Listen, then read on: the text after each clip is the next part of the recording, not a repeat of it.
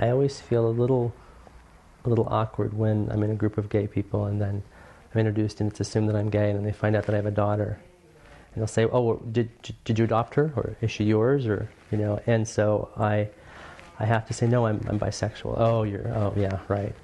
And it's really kind of assumed that I just want that heterosexual privilege, that I'm really not. There isn't really a bisexual orientation. I remember having a conversation with a couple of women who identify as lesbian and who had originally had relationships with men, but then chose to have relationships with women and identified more as lesbian. I started to see a therapist for depression, and one of the first questions was, "Are you attracted to boys or girls?" And for me, I had no answer to that, because for me, I wanted to say both. Not that I would have at the time, but it started to give me a message that, okay, so it's got to be one or another, so what's going on with me? And when I really expressed my need to identify more as being fluid or being bi, that was really met with some shock and some horror, like, how could I identify that way? You're really a lesbian. If you're attracted to women, then you must be a lesbian. People want you to fit into a box, and there are two boxes. And even within the two boxes, there's a right and wrong. And the right is straight and the wrong is gay, although it's changing.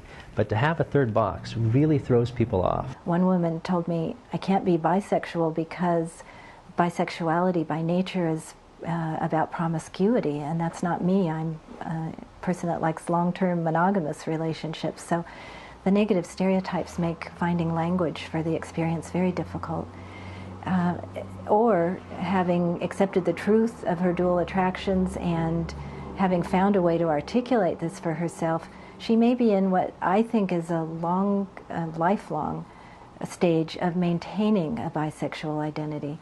And this is where the trajectory towards identity formation for a bisexual person differs from a gay or lesbian person's identity formation.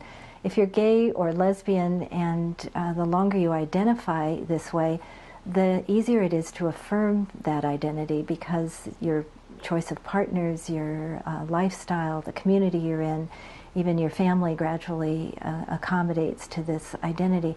But for a bisexual person, it can be just the opposite. The longer that you're in a long-term monogamous relationship, for instance, the harder it is to maintain a bisexual identity.